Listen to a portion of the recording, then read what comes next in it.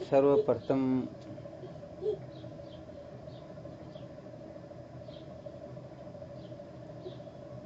या तो मानव जीवन के महत्व को अच्छी तरह से हमें समझना होता है, अथवा अपने जीवन का ठीक ठीक लक्ष्य निश्चय करना होता है। यदि हम मानव जीवन के उद्देश्य को समझ ले कि मानव जीवन किस प्रयोजन के लिए मिला हुआ है, तो सच्ची बात यह है कि हम कभी भी जीवन में गड़बड़ घोटाला करेंगे ही नहीं, क्योंकि जिस काम के लिए मनुष्य जन्म मिला हुआ है हम क्या करेंगे, वही तो करेंगे, दूसरा तो करेंगे नहीं, क्योंकि उसके लिए मनुष्य जन्म मिला ही नहीं है। और यदि कोई अपने जीवन का लक्ष्य ठीक ठीक निर्धारण कर ले तो उसे पता है कि मुझे करना क्या है, तो पता हुआ उसको छोड़ करके कुछ और करेगा क्या? तो ये दो सूत्र बताए गए हैं, या तो मानव जीवन के महत्व को समझ लो अथवा अपने जीवन में ठीक ठीक लक्ष्य का निर्धारण कर लो। ठीक ठीक लक्ष्य निर्धारण करने के लिए यदि हम स्वयं समर्थ न हो तो हम शास्त्रों का सहारा ले सकते हैं, संतों का सहारा ले सकते हैं। अपनी जो विवेक वृत्ति है, ये विवेक वृत्ति कहने का मतलब जब संतों का आश्रय लेकर के फिर जो निर्धारण करती है तो फिर और विशेष हो जाती है। जैसे अपन क्या करते हैं, अपने मन में आए जिस वस्तु को पकड़ लेते हैं तो मन में आए तभी उसको छोड़ देते हैं, आगे समझ में। और यदि किसी के द्वारा हम उस वस्तु को पकड़ते हैं तो फिर छोड़ नहीं पाते हैं। जैसे व्यवहारिक दृष्टांत से समझा जा सकता है कि जैसे माता पिता अपनी बच्ची का हाथ अपने जमाता के हाथ में देते हैं तो ये विधि पूर्वक हो गया, अब इसमें पकड़ने छूटने का कोई चांस रहा है ही। और अपने ही मन से कोर्ट मैरिज कर ले, चाहे कैसी भी मैरिज क्यों न कर ले, तो उन्होंने अपने मन से ही किया, तो उनके लिए फिर क्या होगा, फिर वो कभी भी इधर उधर ऐसा समझो कभी भी डाइवोर्स ले सकते हैं, क्योंकि उन्होंने अपने मन से पकड़ा। किसी ने पकड़ाया नहीं, तो मन से पकड़ा तो मन से ही छोड़ देंगे। तो यहाँ पर भी लक्ष्य का जो निर्धारण होता है ना, वो संतों के सानिध्य में बैठ करके, शास्त्रों की साक्षी में, संतों की साक्षी में यदि कोई निर्धारण करता, लक्ष्य का निश्चय कर लेता कि मुझे जीवन में उस तत्व का साक्षात्कार करना है, प्राण निकले उससे पहले पहले इस जीवन का सूर्यास्त समझ लो, सूर्यास्त हो उससे पहले पहले मुझे सत्य का साक्षात्कार करना है, तो पक्का समझो निश्चित रूप से वह कभी भटकेगा ही नहीं। क्योंकि यहाँ पर भगवान कृष्ण ऐसा स्पष्ट संकेत करते हैं, नहीं कल्याण करत कच्चित दुर्गति तात गच्छति। हे अर्जुन, आत्म कल्याण के लिए जो पुरुषार्थ करता है उसकी कभी भी दुर्गति होती ही नहीं। हाँ, ऐसा समझ लो, भले ही ज्ञान नहीं होगा, अज्ञान के बंधन से छुटकारा नहीं मिलेगा, परंतु उनके जो साधन भजन हैं वो कभी व्यर्थ नहीं जाएंगे। इसीलिए तो कहते हैं अनेक जन्म भजनात स्विचारम चिकीर्षति। अनंत जन्मों के साधन भजन जब सफल होते हैं तब ऐसा विचार उदय होता है जो अविचार को मूल सहित पश्मीभूत कर देता है। अनेक जन्म भजनात स्विचारम चिकीर्षति। अनंत जन्मों के भजन, केवल एक जन्म के भजन से किसी का काम होता नहीं है। जैसे वो दृष्टांत सुनाया था, किसी पत्थर को तोड़ने के लिए एक बड़े पहलवान ने बड़ा 5 किलो का जो हथौड़ा होता मजबूत, वो उठाया और उस पर चोट मारना शुरू करता है। 99 चोट उसने मारी, समझो 100 चोट से वो टूट जाता है, परंतु 99 चोट मार करके वो परेशान हो गया, अरे ये टूटने वाला है नहीं, हटो, अपने को फालतू उलझना नहीं है। अब समझो कोई एक छोटा सा पहलवान वगैरह तो कोई है नहीं, साधारण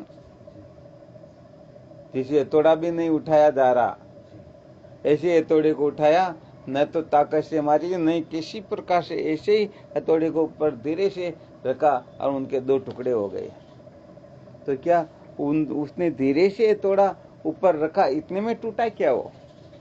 अरे वो तो 99 चोट से पहले टूट चुका था। इसे वो पहलवान भी इतनी ताकत नहीं, बल्कि धीरे से मारता तो वह टूट जाता, परंतु वह निराश हो गया, इसलिए मंजिल को प्राप्त नहीं कर सका, और ये हल्की सी चोट से ही। तो मुख्य बात ये होती है कि यदि कोई ठीक ठीक तरह से लक्ष्य का निर्धारण कर लेता है तो सच्ची बात यह कि संसार में उसको भटकाने की सामर्थ्य किसी में है ही नहीं। ये तो क्या होता है कि लोग उटपटांग रीति से चलते हैं, दूसरों को देख देख करके, अरे वो ऐसे रह रहा, मैं ऐसे रहूं, वो ऐसे खा रहा पी रहा, मौज मस्ती करा, मनोरंजन करा, तो बस मैं उनसे पीछे कैसे रहूं, इसीलिए जीवन बर्बाद हो जाता। तो लक्ष्य बना करके जो चलता है ना, सचमुच में वह कभी धोखा नहीं खाता और वास्तव में परम सत्य को प्राप्त कर लेता है। मानव जीवन प्राप्त करने के पश्चात जिसको प्राप्त करना होता है, उसी के लिए वह चिंतन मनन करता है। भले वो जीवन में कुछ भी करेगा, परंतु उनका लक्ष्य होगा हरासमन में। जैसे गौ माता जंगल में चरती है, परंतु उनकी वृत्ति जो है बछड़े पर ही रहती है। माताएं बहनें पानी लेने के लिए जाती तो मटका सिर पर होता है, वो हाथ हिलाते हुए चलती है, बातें करते हुए चलती है, परंतु उनकी वृत्ति जो है उसी जगह पर रहती है। तो ऐसे ही कहने का मतलब यह है, जो सचमुच में ठीक ठीक लक्ष्य निर्धारण कर लेता है तो फिर चाहे किसी भी प्रकार से विवाद चेष्टा करते हुए प्रतीत क्यों न हो, परंतु सचमुच में उसका लक्ष्य होगा केवल और केवल मात्र प्राप्त वस्तु को प्राप्त करना, जिनके लिए उसने अपने जीवन में निश्चय किया हो उसी को प्राप्त करने के सिवाय और कुछ नहीं करेगा। तो ये दो सूत्र यदि कोई ठीक ठीक तरह से हृदयंगम कर ले, सच्ची बात है वो मनुष्य जीवन को क्या कर पाएगा, धन्य मना लेगा।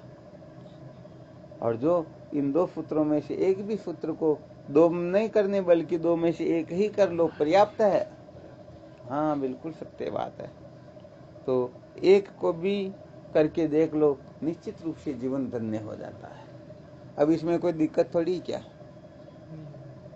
भाई जैसे विचार करके देखो, हम कमाई करें रात दिन, किसके लिए कमा रहे हैं, तो यहाँ पर यही होगा कि वो हम पेट भरने के लिए। पेट क्यों भरे, क्योंकि हम जीवित रहना चाहते हैं। जीवित क्यों रहना चाहते, ये थोड़ी यहाँ पर यह विचारणीय है। हमें जीवित रहने का प्रयोजन पता नहीं।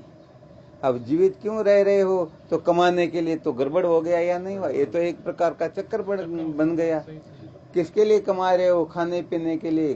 खाने पीने की जरूरत क्यों है, जीने के लिए। जीते क्यों हो, कमाने के लिए। फिर वही प्रश्न हो गया। तो ये चक्कर चलता रहेगा या नहीं चलता रहे। हाँ, इस चक्कर में से एक बिंदु कटेगा तो ये चक्कर समाप्त हो जाएगा। तो ये काम कर्म विद्या का जो चक्र होता है अनादिकाल से जीवों को भटका रहा है। इसलिए अपने को इस जगह पर सावधान होकर के पहले ठीक ठीक निश्चय करना होता है। तो ये अच्छी तरह से समझ लेना चाहिए। जैसे सूर्य उदय हुए बिना रात्रि का निराकरण हो सकता ही, हाँ कभी भी, चाहे आप करोड़ करोड़ युक्तियां लगा लो, कुछ भी कर लो, फिर भी रात तो तब ही जाएगी जब भगवान सूर्य नारायण उदय होंगे। तो ऐसे ही सबसे पहले ये निश्चय कर लेना चाहिए, समस्त दुखों की जो मूल है वह अज्ञान होती है। तो जब तक अज्ञान नहीं मिटेगा, जैसे स्वप्न से जब तक हम जग नहीं जाते हैं तब तक स्वप्न के दुखों का अंत होता ही नहीं। हाँ, ये विशेष बात है। क्या नहीं होता, स्वप्न के दुखों का अंत होता ही नहीं। विचार करके देख लो, करोड़ करोड़ उपाय करके देख लो, स्वप्न अवस्था के अंतर्गत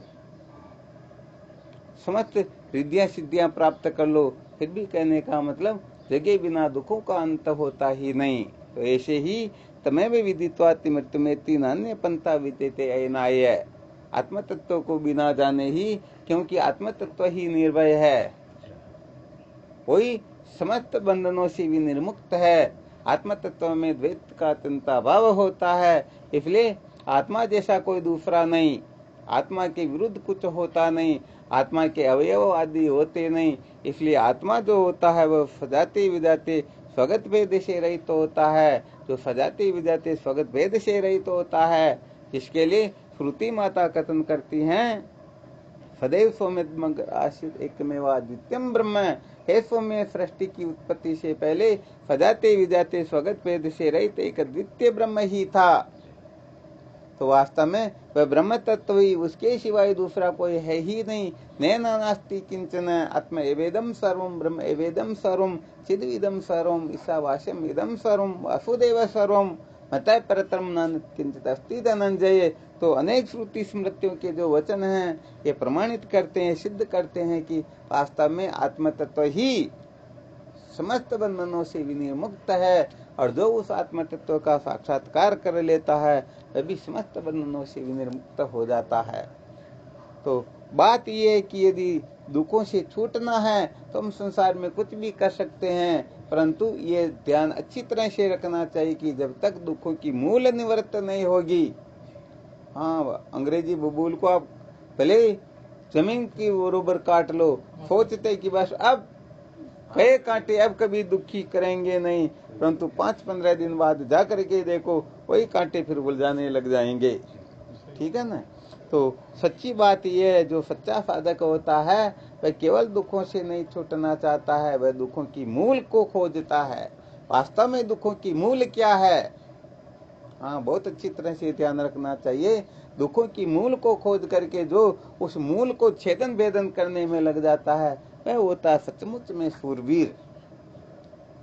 और जो केवल मात्र ये दुखों से छूटने के चक्कर में पड़े हुए ये तो भोले जीव बेचारे संसार में जन्मते मरते रहते हैं। भूख लग रही भोजन कर लो, सर्दी लग रही रजाई की व्यवस्था कर लो, प्यास लग रही पानी पी लो, कहीं आने जाने का मन हुआ, यहाँ रहने से दुख वहां जाने से सुख, ये कर लो, ऐसा कर लो, वैसा कर लो। ये दुख कहने का मतलब थोड़ी देर के लिए निवृत्त होगा और पुनः ये दुख फिर दुखी करने लग जाएंगे। आ गया समझ में। इसलिए सच्ची बात तो ये है, इस सृष्टि की उत्पत्ति से पहले जो अद्वितीय तत्व था, इसके पश्चात जो रहेगा, जो आदि अंत में होता वही मध्य में होता है। जो कहने का मतलब देश काल वस्तु से अपरिच्छिन्न हो, ऐसे तत्वों को जान करके ही जीव निर्भय हो सकता है, कृतार्थ हो सकता है, सदा सदा के लिए जीवन को धन्य बना सकता है। देश काल वस्तु से अपरिच्छिन्न का मतलब जो हर देश में हो, हर काल में हो, हर वस्तु में हो, वही परम तत्व तो हमें कृतार्थ कर सकता है। वरना जैसे देखो भैया अजमेर में बैठे हुए हैं, तो अजमेर से यदि हम सुख लेने की कोशिश करते, अजमेर में ही मैं सुखी हो सकता हूँ, तो आप भिलवाड़ा में जाओगे तो वहां दुखी हो जाओगे। ठीक है ना। सोचते कि अरे आज अमावस्या है तो आज तो मैं घर पर हूँ तो सुखी हूँ, तो कहने का मतलब दूसरी तिथि को दुखी हो जाएंगे।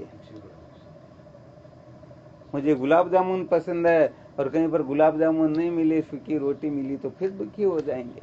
इसलिए जो देश काल वस्तु से अपरिच्छिन्न वस्तु होती हैं वह वस्तु ही सचमुच में आनंद रूप होती हैं, जो सब जगह पर हो, सब समय में हो, सबके अंतर्गत हो। वह वस्तु जब हम उसे पाने का लक्ष्य बना करके उस ओर प्रवृत्त हो जाएंगे और उसी को ठीक ठीक जान लेंगे, तो समझो हम सदा सदा के लिए कृतार्थ हो जाएंगे। तो कुल मिलाकर के एक प्रकार का फॉर्मूला है। हमारी समझ जैसे कोई का मेंढक कितना सोच सकता है, जितना उसका दिमाग होता है उतना ही तो सोच सकता है। कोई का मेंढक कोई समुद्र समझता है, तो हम ऐसे ही कहने का मतलब अपने को जो कुछ भी प्राप्त है प्राप्त करेंगे, इनको ही सब कुछ समझ लेते हैं, जबकि इनका कोई औचित्य। हाँ प्रातःकाल चर्चा चल रही थी, कहने का मतलब अनंत अनंत अनंत जो, हाँ इनकी कोई सीमा ही नहीं है। इनके अंतर्गत किसी भी प्रकार की कल्पना जो है ये नासमझी मूर्खता ही होती है। इसलिए कुल मिलाकर के अपने जीवन का ठीक ठीक लक्ष्य निर्धारण करो और फिर उसको पाने के लिए दृढ़ता पूर्वक प्रतिष्ठित जागृत प्राप्त वरान निबोधत है, तब समझो जीवन धन्य हो सकता है। तो अभी जो सुनाया आत्म तत्व का परोक्ष रूप से जो बोधन करवाया, केवल और केवल मात्र उमावित सुखम नाल प्रेमस्ति सुखम आत्मा आनंद स्वरूप है, आत्मा के सिवाय सब दुख का स्वरूप है। तो हमें केवल दुखों से छूटने की चेष्टा न करनी है, बल्कि दुखों की मूल से छूटना है। दुखों की जो मूल है, उस दुखों की मूल से ही हम आत्म तत्व से अनभिज्ञ है। यदि वह दुखों की मूल निवृत्त हो जाए तो समझो उसी समय आत्म तत्व का साक्षात्कार हो जाता है। अरे साक्षात्कार क्या हो, वह तो आपका ही स्वरूप है, केवल मात्र अविद्या से आरोपित है। तो मैं अपने आप को नहीं जानता हूँ, परमात्मा को नहीं जानता हूँ। अरे परमात्मा जानने मानने का विषय होता नहीं। अरे वह तो तुम स्वयं हो, साक्षात अपरोक्ष हो, परंतु हम न जानते, इसलिए दुखी होकर के भटकते रहते हैं। तो नया सूत्र मिला ना, दुखों से न छूट करके दुखों की मूल से छूटने का प्रयत्न करना। तो क्या होता है, व्यवहारिक दृष्टि से देखा जाए तो प्रतिदिन कोई परिवर्तन करते रहते हैं ना। कोई प्रतिदिन परिवर्तन करते हैं, कोई महीने में परिवर्तन करते हैं, कोई प्रत्येक वर्ष परिवर्तन करते हैं। तो इसमें नया वर्ष प्रारंभ हो गया, ठीक है ना। तो पुराना वर्ष गया, तो उसमें हमने जो गलतियां की, केवल दुखों से छूटने के पीछे पागल होकर के पड़े रहे, और उसके लिए पता नहीं हमने क्या क्या किया। तो विचार करके मंथन करके देख लेना, हम दुखों से मुक्त हुए ऐसी बात नहीं होते हैं। हाँ हुए, परंतु वो दुख फिर हो गए। भोजन किया, भूख मिट गई, परंतु शाम को फिर आवश्यकता हो गई। ऐसे ही जिन जिन विषयों का हमने सेवन किया, उनसे हमें कुछ समय के लिए शांति मिली, परंतु फिर अशांति हो गई। वैसे देखा जाए तो जैसे अग्नि में जितना घृत डालते हैं, अग्नि उतनी ही बढ़ती जाती है। तो ऐसे विषय भोगों के सेवन से हमें भ्रांति होती कि मुझे शांति मिली। अरे शांति नहीं मिली, बल्कि अशांति और बहुत ज्यादा बढ़ जाती है। तो नए वर्ष के अंतर्गत अपने को संकल्प लेना है, विचार करना है, निश्चय करना है कि मुझे केवल और केवल दुखों से ही नहीं छूटना है, बल्कि दुखों की मूल से मुझे मुक्त होना है। यदि ऐसा निश्चय करेंगे, ऐसा लक्ष्य बना लेंगे, इस प्रकार से हम प्रवृत्त हो जाएंगे, तो सच्ची बात है, सत्य का साक्षात्कार करना नहीं होता। सत्य तो ज्यों का त्यों होता है। वो सत्य के ऊपर जो असत्य के पर्दे पड़े हुए हैं, इन पर्दों को हटाना होता है। ये पर्दे हट गए, पर्दों को हटाने में समर्थ हो गए, सफल हो गए, समझो जीवन कृतार्थ हो गया। तो बस इसी के लिए अपने को चिंतन मनन करना चाहिए, विचार करना चाहिए, सतत प्रयत्नशील रहना चाहिए। तो वैसे देखा जाए तो प्रयत्नशील आदि जो रहना है, आत्म तत्व को, परमात्मा तत्व को प्राप्त करने के लिए नहीं रहना, बल्कि उस परमात्मा तत्व पर, वैसे देखा जाए तो आवरण होता ही नहीं। माया है माया कथम तात छाया अछाया न विद्यते। अरे माया है माया क्या, वहां पर तो इसकी छाया भी नहीं होती है। परंतु फिर भी क्या करें, अध्यारोप अवस्था के अंतर्गत जिनको जैसा भान होता बस वो वैसा ही समझ करके बैठे हुए हैं। तो इस कचरे को कचरा नहीं समझेंगे, तब तक ये कचरे से ये कचरा हटने वाला नहीं, हम भी हटाने वाले है नहीं। इसलिए अन्नमय कोश, प्राणमय कोश, मनोमय कोश, विज्ञानमय कोश, आनंदमय कोश, ये पंचकोश का जो पर्दा है, इन पंचकोश के पर्दों को जला दो। स्थूल सूक्ष्म कारण, ये 3 प्रकार के शरीरों का पर्दा, इनको जला दो। अरे यदि ये जलने लगेंगे तो अपने आप जीवन तन्य होने लगेगा। ये जितना भी दुख होता है, स्थूल सूक्ष्म कारण इन शरीरों में आग्रह करने से ये होता है। जागृत स्वप्न सुषुप्ति अवस्था में जो आग्रह करके बैठे हुए हैं, आग्रह ही समस्त दुखों का कारण होता है। और बुद्धि फलम अनाग्रह, ज्ञान का फल होता है समस्त आग्रहों से मुक्त हो जाना। तो आग्रहों से यदि मुक्त हो गए तो समझ लो सचमुच में हमने अपने जीवन को धन्य बना लिया।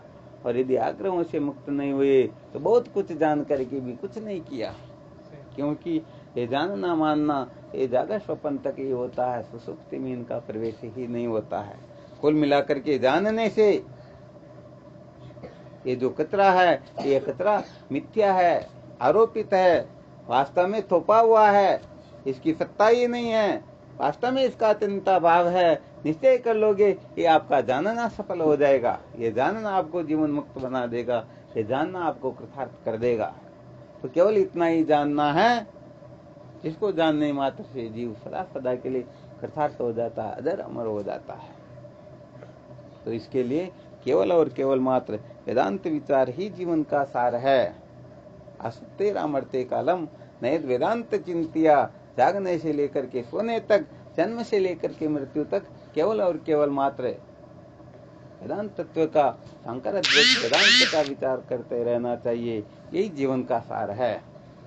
अब इसमें कोई संशय हो तो बस निश्चय कर लेना, नए वर्ष के अंतर्गत अपने को पहले पहले जो जो नासमझियाँ की उनका त्याग करके अब ऐसा करना है, इस प्रकार की समझ बनानी है कि हम सचमुच में अपने जीवन को धन्य बना लें।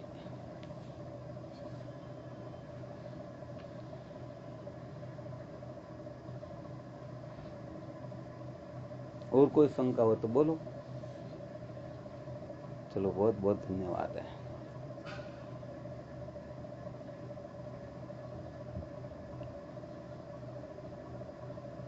तो अपने जीवन में लक्ष्य को ठीक मजबूत करना, अच्छी तरह से लक्ष्य बना लो, क्योंकि सचमुच में लक्ष्य ठीक बना लेंगे तो न चाहते हुए भी उसी ओर प्रवृत्ति होगी, ये पक्का है। बिल्कुल सत्य। भूख लग रही किसी को और लक्ष्य बना लिया, मुझे भोजन चाहिए, भोजन की व्यवस्था करनी है, तो हर प्रकार से उसकी वृत्ति वही काम करेगी। तो ऐसे ही अपने को जीवन का लक्ष्य ठीक बनाना। ये खाना पीना आदि तो भोजन इंद्रा भोग भय पशु पुरुष समान, नरन ज्ञान निधि दिखता, ज्ञान बिना पशु जान। ये बाकी सारा का सारा काम तो पशुओं में भी होता है। तो 84 लाख योनियों में जो जो काम होता है उस काम को ये नहीं कि मत करो, करो, परंतु इतना समझ लो, इतनी सी समझ अपने हृदय में बिठा लो कि उस काम को करने के लिए ही मनुष्य जन्म नहीं मिला है, उसे थोड़ा अधिक करने के लिए। हाँ, ये बात तो अटकना ही आसक्ति का परिचायक होता, अपने को कहीं अटकना नहीं है। कब तक नहीं अटकना है? जब तक द्वितीय आत्म तत्व का साक्षात्कार न हो जाए, तब तक चरवेती चरवेती, चलते रहो चलते रहो। तो कब तक चलते रहना? जब तक करना जानना पाना छोड़ना शेष रहे, तब तक चलते रहो। और करना जानना पाना छोड़ना हो गया तो समझो जीवन धन्य हो गया। यही जीवन का सार है। बोलो सच्चिदानंद गुरुदेव की। ओम नारायणं समारब्धा शंकराचार्य मध्यमाम् अस्मदाचार्य पर्यन्तां वन्दे गुरु परंपराम्। ओम पूर्णमदः पूर्णमिदं पूर्णात् पूर्णमुदच्यते पूर्णस्य पूर्णमादाय पूर्णमेवावशिष्यते। ओम शांति शांति शांति। सच्चिदानंद गुरुदेव की। पूज्य भगवत्पाद आदि गुरु श्री शंकराचार्य जी महाराज की।